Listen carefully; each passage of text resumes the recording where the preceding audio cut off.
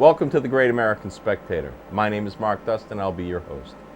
This year the Spectator returns to the Laconia Classic for 2006. We return this year though with a question in our mind. Why do they do it? Why do they race? We touch base with two different venues, both experts in each of their classes, one the privateer road racer, the other a privateer sidecar couple. Both fierce competitors in their fields, and both with just a very deep desire to compete. I think you'll find the interviews interesting, and I know you'll find the footage exciting. So without further ado, let's get to the show. So we'll be right back after this message. We're here with Barry Stewart, who is our man on the street, man on the scene, representative that we're going to be following through this weekend, and trying to give the audience and the people at home a look at really what goes into putting a bike together, getting it ready to race, what kind of preparation mentally and physically you have to go through in order to do this sport, and most of all, just the events that are going to be going on this weekend. So I want to welcome Barry. Good to be here. Now, we were having a discussion earlier regarding your equipment and just exactly where you fit in this weekend. Your team Walter Mitty Racing. And like I was saying before, it's if anybody knows the story of Walter Mitty, it was a person who dreamed of being bigger and better things. But I don't know. I think someday maybe that Walter Mitty might disappear and something bigger might come through. I enjoyed the story, and I thought it kind of fit for the team name. I can see that. All right, now, so let's get back to just exactly what we're doing here and where this all comes together for you. Let's go over your equipment, for instance. You want to give the people at home an explanation of just what class and what type of motorcycle we're racing here this weekend? Right. Well, in the past, this weekend was for the top dogs for the AMA professionals, and about 5 years ago, they decided this track was too dangerous to race. We, the Loudon Road Racing Series, we disagree with that. We have a very good safety record, and we choose to differ. We're trying to entice the professionals back. The reason AMA stopped coming here was because they didn't think this track was a safe track to race on? That's correct. They feel there's not enough runoff areas. In other words, if you were to slide out in a corner, you're going to hit a barrier. The rubber tires over in this corner, for example. But we do have a very good safety record, and we have some air fence, and we've set up turn 3 and turn 10 differently since AMA was here, and we're trying to get them back. But in the interim, right now, we used to have Formula USA. This weekend, we have the American Sport Bike Association, and this is the CCS, the Championship Club Series, which is a series of club races, regional club races. We are the Loudon Road Racing Series. So we operate out of this track. Some other clubs, like in the Midwest, may have 2 or 3 tracks that they race at. So this weekend, you're going to see 2 levels of racing. You're going to see the club races are here, and then the next tier where they travel throughout the nation and do some more racing. So there are still paid professionals that come here? I think so. Paid in the terms of sponsorship, motorcycles, and not a lot of expense coming out of their pocket. But for the most part, this weekend, the bulk of the races are going to be the Loudon Road Racing Series. We have 8 races throughout the course of the year, 8 race weekends. And so it's just a good bunch of guys. We get together. We love motorcycles, and that's why we're here. All right, now let's get back to your equipment here. What class are you running in this weekend? I'm racing in the Production Twins. Years ago, when I decided I wanted to get into road racing,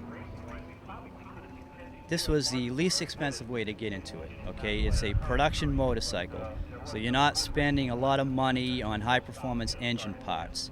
The entire engine has to be box stock. I mean, the airbox, no holes, stock carbureted, stock engine internals, stock exhaust system, mufflers, all the way through. So this machine is making the same horsepower that it made from the factory. And it's a small bike. It's probably what somebody just getting into motorcycling would buy, 500cc.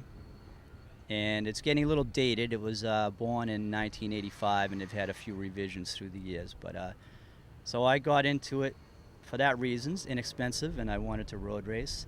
And now I've been in here for 12 years. It's just a very fun class. Now, if I'm not mistaken, judging by your number plate, you're considered an expert.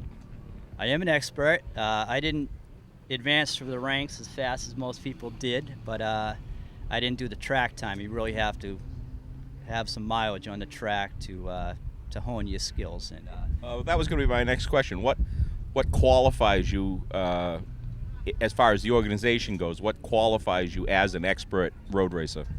You have to earn a certain number of points, and the number of points are obviously by the placement of the finish. So first place would have X number of points, second, third, sometimes into 4 and 5 depending on the field. The larger the field, the points are on a sliding scale. So I did earn the points, advanced from, at the time the classes were restructured differently, from amateur to junior class, and then from junior to expert.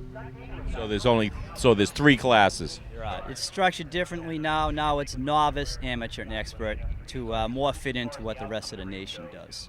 Now, if you're rated as an expert, is that just in this class, or could you race expert in any class? No, I'm an expert racer, so I could go pretty much to any CCS, which is the larger network of the local club races, and I could race at any track as an expert.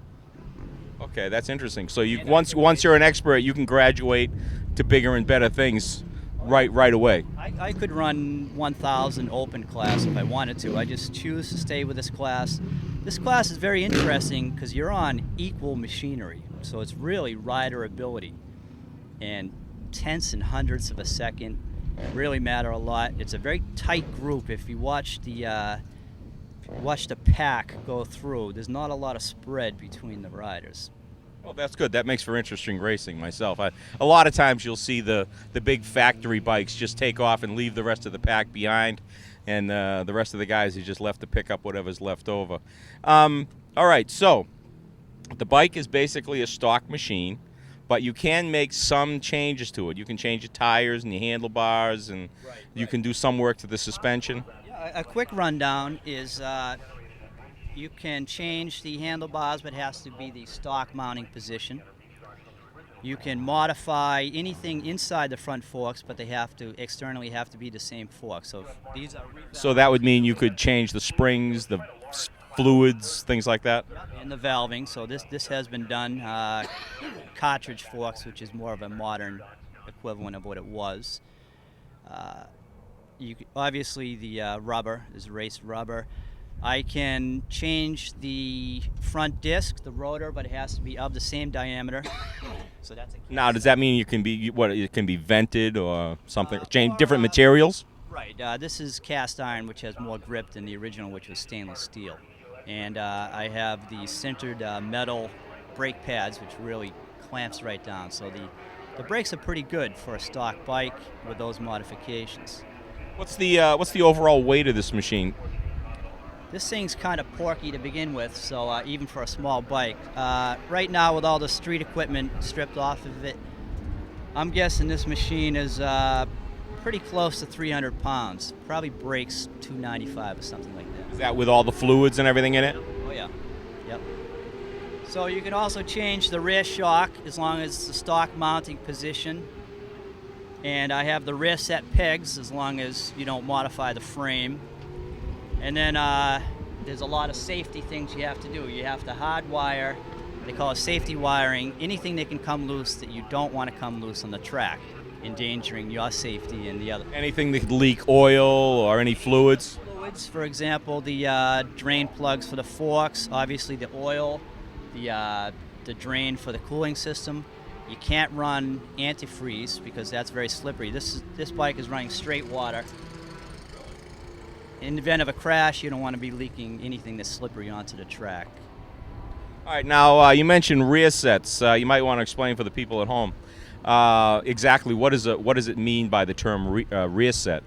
The rear sets, they move your pegs further back so that you're distributing more weight on the front wheel. You're leaning more forward, and you're more in a racing position. Otherwise, your legs can be a little cramped up under you. You want to move them back.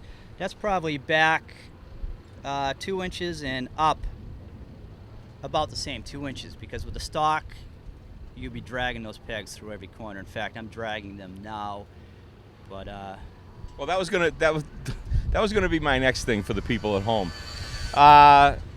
We did a show a couple of years ago on this, and I don't know whether, I'm sure people notice it, but when these bikes come through corners, it almost looks like the rider's going to fall off.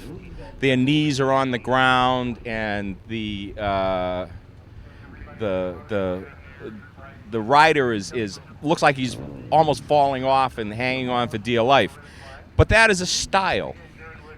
Could you explain how that style really works? That's really a necessity. When I first started racing, I wasn't really leaning off the bike, and I started dragging parts. And I realized a lot of my buddies told me, you got to get off the machine, you got to lower your center of gravity by lifting your torso, lifting your butt off the seat, off to the side. So the more of your body weight that's on the inside of the corner, the bike can be straighter up and down. So in other words, if you lean more, the bike doesn't necessarily have to go over as far as you would have to keep the wheels from sliding out from under you. Yes, that more importantly, you're kind of redistributing the whole center of gravity of the bike and rider. Just works a lot better. All right. Well, One thing on that note, don't want to cut you off here, but we have the knee pucks on the leathers. For me, when my knee touches the pavement, it gives my brain another reference point as far as where I'm at, how far over I am, and it actually gives you more of a comfort level. You know exactly where the pavement is. If we can get our cameraman to follow us, I'd like to take a look at the leathers. Now, this is a mandatory thing that all riders must have, and weighs a couple of ounces. So the rider is completely encased in leather. On the elbows, there's a hard, what feels like a hard plastic or some kind of a padding. Right, they call it armor. It's really essential. When I first started racing, I had a suit that didn't have armor, and I wish I had. I broke a collarbone on what I thought was kind of a slow speed crash. Well, and down here, I don't know if our cameraman can get a close-up of this, but these are the pads you're talking about. And if you look at the pad, if you get a close look at it, you can see that it's pretty well scuffed up. So these are more or less outriggers for you. Oh yeah, and they're replaceable. These are on Velcro. Now, this has lasted me a career because I'm not that fast, but other people will wear these off in maybe 4 or 5 races. What is this, like a heavy-duty plastic? Or It's just a plastic puck on Velcro, so it is replaceable. It's on the outside of the knee, and it's kind of down low, below the knee. Okay. Now, the next thing, and probably one of the more important pieces of equipment, especially since that has a camera on top of it, is the helmet. Now, do they have specifications for the helmet? Does this have to be a certain quality helmet? Right, this has to be a Snell approval, which is, the highest rating, but also it has to be updated every 5 years. In other words, you'd have to get a new helmet every 5 years? I highly recommend that because these things do wear out. Every day you're using them, it's sweating and the foam deteriorates a little bit. So you definitely need a good helmet. You need a fiberglass helmet. You don't want a plastic helmet. Now, is this, is it mandatory that they be full coverage? Oh, absolutely. Full coverage with the face shield. As you can see, this could be your face sliding on the pavement. So Oh, that's I can see why that's a necessity. All right, so we've got leathers, we've got helmet, and you've got boots. Now this is a new innovation in racing, and no, it's not a giant slug. It looks like a giant cockroach almost. Can you explain what this is? it's not all that new, but it's definitely necessary. This protects your backbone in the event of sliding on the pavement, which every road racer is going to spend some time sliding on the pavement. You do want to protect your backbone. Sometimes if you're in a crash, other bikes are right behind you. There could be a pile up. You need that protection, absolutely. So it's actually for protection from people hitting you, or is it actually if you land on your back, that would protect you too, right? This is protecting your spinal column. That's what this is doing. But the leathers, the reason we use leather has the right coefficient of friction, and some other materials you might slide and grab and really toss you in a tumble. If you're sliding on the pavement, this has a good coefficient of friction and it doesn't wear out, so mankind has not been able to replace the cowhide. So mankind hasn't developed a skin this tough yet. This is pretty tough. Yeah, it looks like it's been tested there a couple of times. Well, this is actually a very expensive suit. This was like $1,300, and I have no reason to replace it. It just looks a little ugly right now. I did add this patch on the back. That's dangerous, slow-moving vehicle. Well, hopefully not today. Well, okay, Barry, your race is going to be coming up, so we're going to let you get ready, let you get into your gear here and get everything all started up. We're going to get down and we're going to cover you.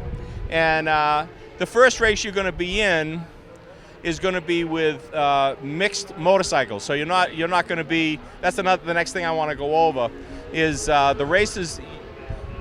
You're really only going to be racing in, I think, 1 or 2 races where you're actually going to be racing all the same class as you are. Well, let me just say that the clubs try to group together motorcycles that have the same performance. For example, I could be racing in some classes against a 400cc 4-cylinder. I have a 500cc 2-cylinder. Air-cooled engines, they're allowed larger displacements. I could be racing against a Harley Sportster 1200 air-cooled pushrod engine. So they weigh all the considerations of performance, and they try to get a good mix of bikes that are competitive. So this first race you're going to be in is a timed race instead of just a number of laps, and you're going to be racing with actually much bigger machines than yours. Right, I do this race to loosen up, to get a lot of track time, and then I'm good for the rest of the weekend. This being the first weekend of the year, I didn't make the first 2 race meets, so I needed to loosen up. So the bike is not competitive. I made a quick list of machines that are going to be in this. Racing against 800 Ducatis, 1,000 Ducatis, 650 Suzukis, who are very competitive in the lightweight classes. They're kind of the new EX 500.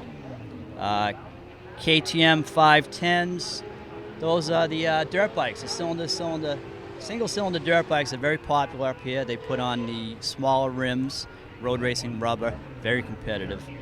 And there's purpose-built 2-strokes. These were never meant to be production motorcycles.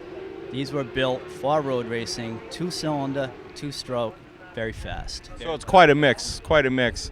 All right, we're going to let you get ready, and we're going to get down there. We're going to cover you on your first race. We're going to test that helmet cam out, and good luck.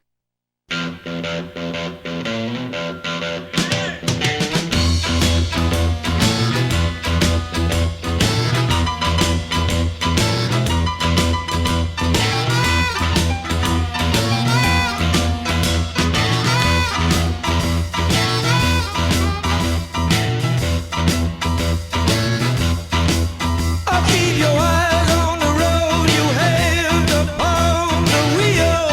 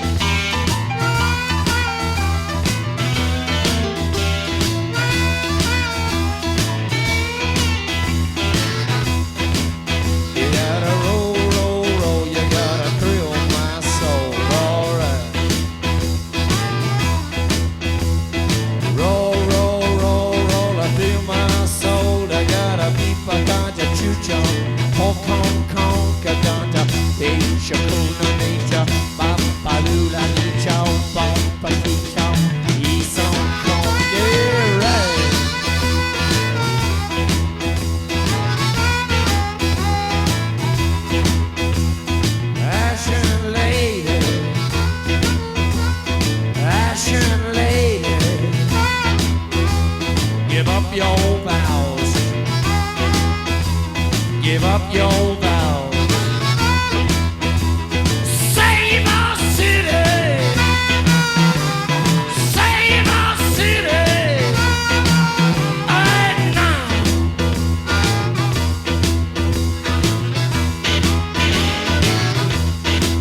When I woke up this morning, I got myself a beer.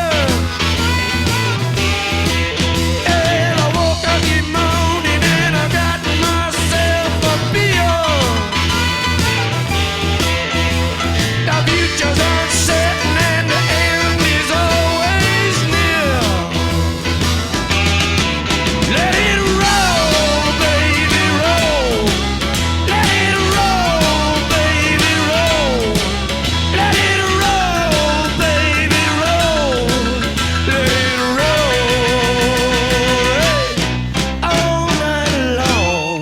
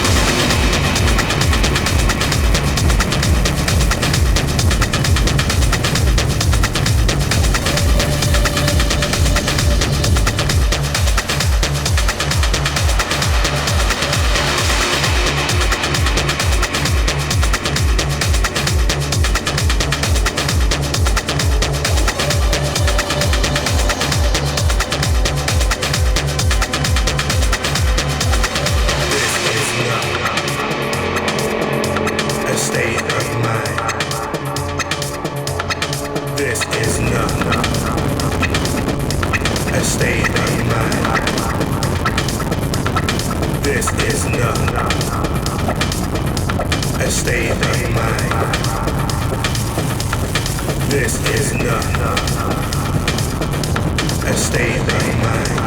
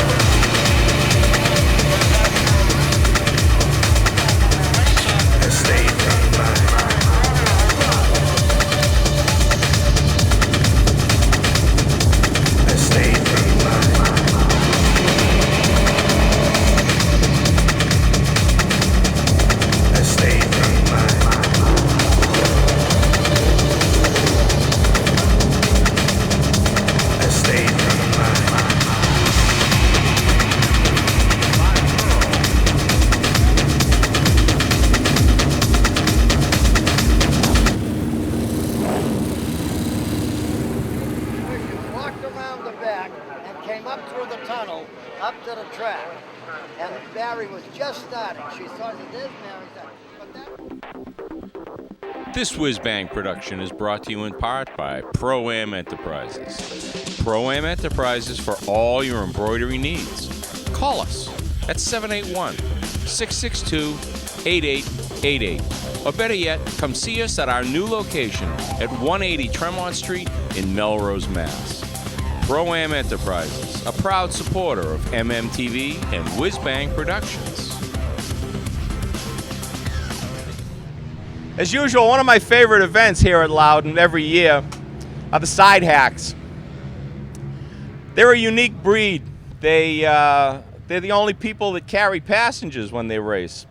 But I think there's even a little bit more of a story behind a lot of the racers that race this sport. It's a unique sport, and it's the two people that ride on these machines have to be very in tune with each other.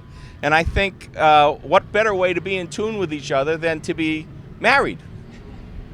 Here we have Peter and Adrian Essef, and I was amazed because of, if you look at Adrian here, they've been doing this for 25 years. And Peter was also, you were, if I'm not mistaken, the AMA champion in this sport?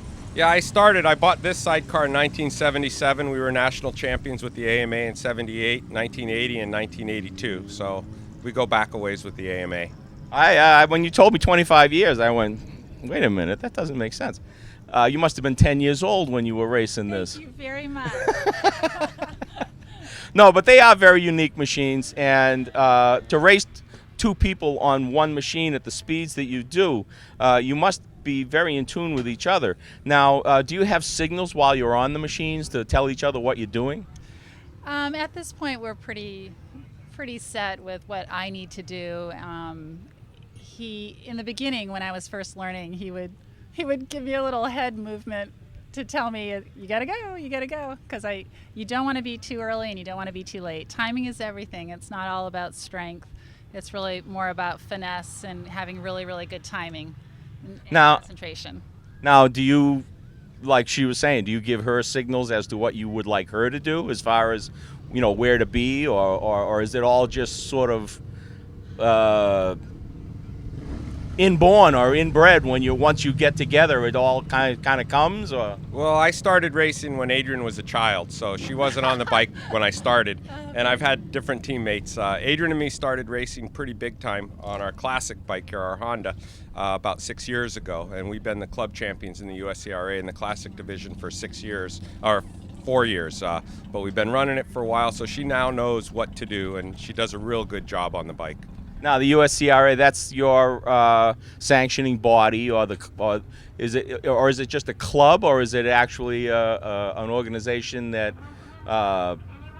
sanctions races, or is? Here at New Hampshire International Speedway, the USCRA stands for the United States Classic Racers Association, and a group of enthusiasts come up with their antique motorcycles, mostly antique people that are racing them, and we have. So that would be this one as opposed to that one. Yes, and then this is an F2. It's a modern bike. It's considered state of the art, and we race F1 and F2 with the SRA, Sidecar Racers Association, mainly in Canada and out on the West Coast. We just came back 2 weeks ago from a race at Road America, Wisconsin. All right, now let's take a quick look at these machines. Could you tell me, I mean, for instance, I can assume that the top speed of this machine far exceeds the top speed of this machine. Now, are there any pros and cons between the two? In other words, which would you rather race, this one or that, the antique or the modern one? Well, we live an hour from the racetrack, so if we didn't have a vintage bike, we'd be traveling 9 hours plus to every race we go to. So that's why we really enjoy the vintage bike. We have a couple kids, they enjoy coming to the racetrack. It's really a family affair. Sidecar racing is a community. It's a very small community, and we're all really, really good friends. So that's why we do the vintage racing. This particular vintage bike, there's two classes in the USCRA. There's super vintage, which are 750 cc's, and there's classic, which it's a 500, 450, 500, and they actually race against 650 Triumphs. Now, what makes it a classic? The age? Yeah, it's a 1972, so it has to be vintage class. And what determines, I mean, as far as when you say does it have to be like prior to a certain era? Or? Yeah, exactly. And actually, this is a classic bike because it's 1980. It's over 25 years old when they consider that would be a classic bike, anything 25 years old. But now in 2006, the bikes that were built 25 years ago are actually very fast. So they've kind of made a cutoff, and they're not including this in the classic racing. Although in Canada, it is a P3 classic race bike because it was built in 1977. All right, now this bike here, is that a proper term, bike? Yeah, outfit. Outfit? Okay. Yeah. This one here seems to be radically different than this. I mean, the tires are much narrower. The position of your seating is a little different. You don't even really have a seat, so to speak. You're more or less just wedged in there. You're actually leaning right over the motor, as opposed to, say, a motorcycle where the motor is somewhat below you. And the side position itself seems to be much larger than the much higher speed one. Now, is there advantages to having such a small area for the rider on this one? Well, the period of the events, which this is a period racer from the 60s and 70s, the size of the motors weren't so difficult for the passenger to move forward. They hadn't developed the slipstreaming, the aerodynamics that they have now. So actually, when this bike mocks the period of the 60s, where the passenger went to a front exit, they call this. So it had a larger platform. The passenger moved forward for the left-hand turn, and some of the chairs have the passenger on the opposite side. The chair would be mounted on the opposite side. This happens to be English style because the roads, they drive on the opposite side of the road over there. So most of the sidecars were on that side. The people drove on the street, so automatically they would build them for race. Does it matter if it's on one side or the other as far as racing goes? No, I bought my bike, it's an English chassis, so I got used to racing a left-hand chair. For the driver to jump from one to the other, it would be confusing and maybe dangerous, but once you get used to a right-hand chair, this particular track favors a right-hand chair because it's mostly a lot of hard right-hand turns. All right, now speaking of the chair, which do you prefer? Do you prefer the large platform or the small platform? It's not, for me, it's not about the platform as much as I like the speed of the modern bike. It's a little bit more of an adrenaline rush. So I have to say I prefer racing on this bike. This has been a lot of fun though because it is our home track. But even though the platform looks more comfortable and larger, this bike is actually a little more work. There's a little bit more movement, using my arms a little bit more. I have kind of an unusual way I go out for a left-hand turn. So I've actually cracked a rib, had some issues with this bike where this bike is much more comfortable. So I probably prefer the modern. Speaking of the broken bones, I have to mention that Adrian is a doctor. Does that come in handy at times? Well, actually, this morning a guy burned his arm on his exhaust pipe. So yeah, occasionally I do a little first aid. It actually helps us afford to go racing, which is nice. Yeah, well, I guess that would help a little bit. But I think people, when they think of motorcycles, maybe the thought process has changed a lot over the years. But in the past, especially here at Laconia, I think, because the bad boy image and all that, people. I used to race years ago, and I always liked to stay inside the pits because I was afraid to go out of the pits. In the pits was a whole different.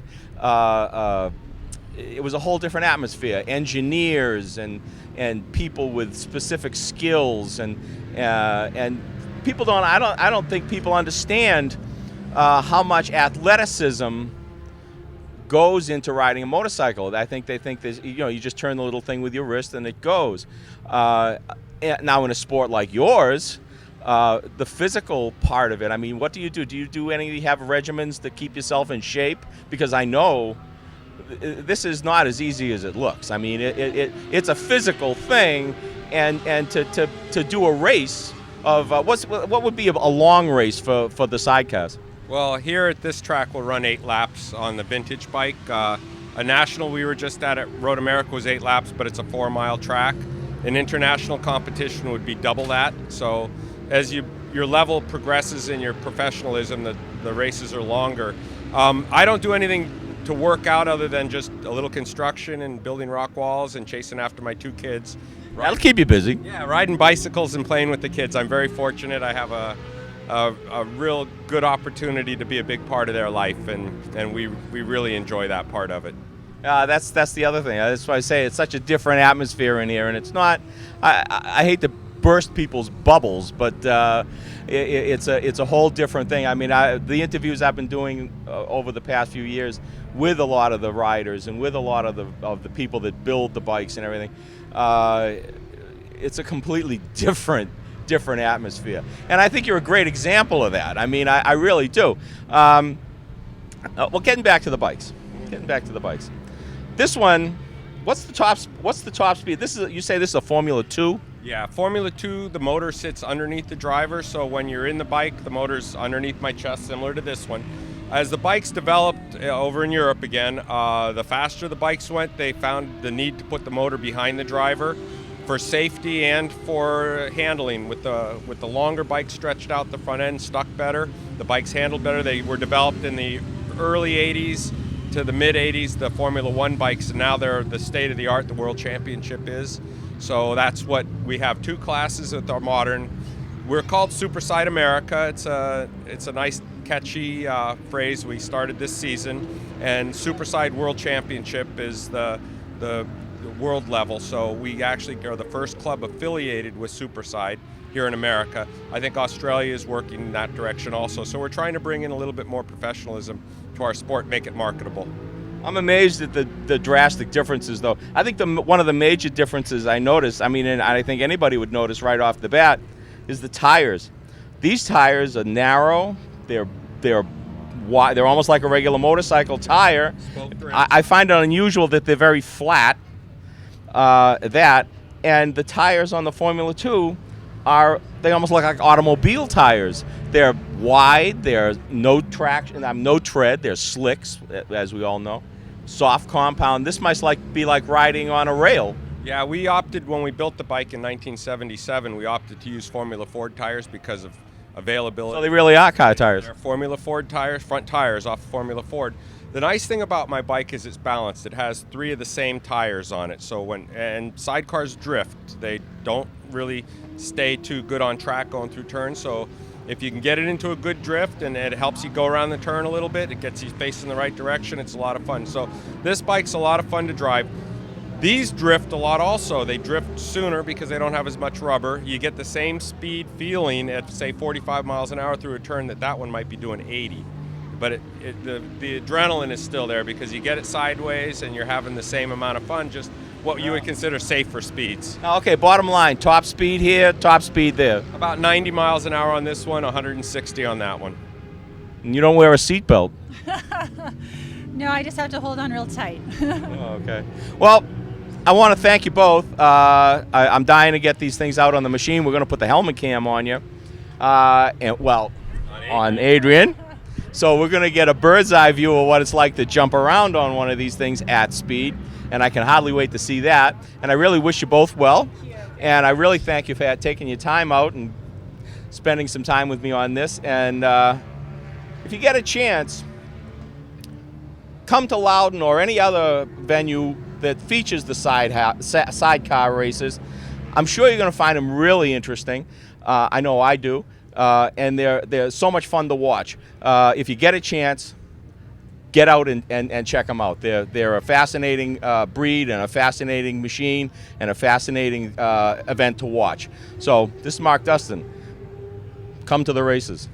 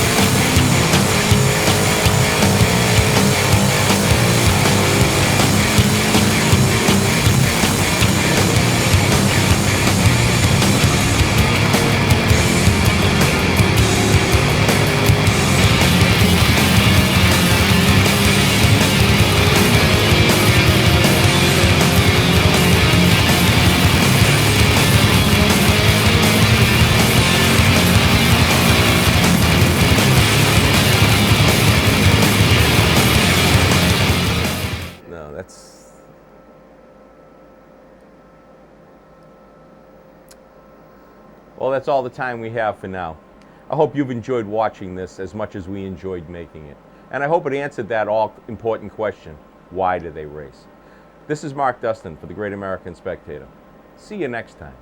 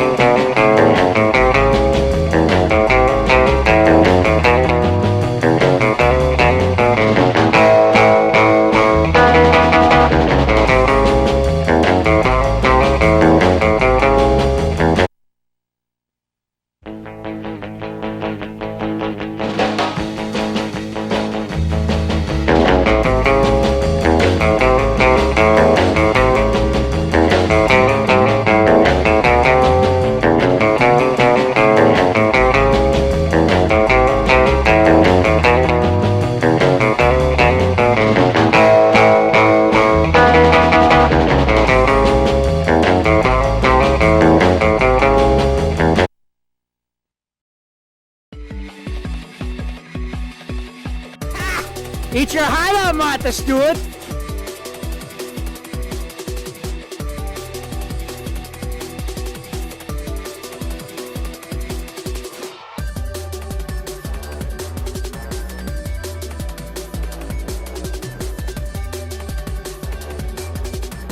Happy New Year 2003.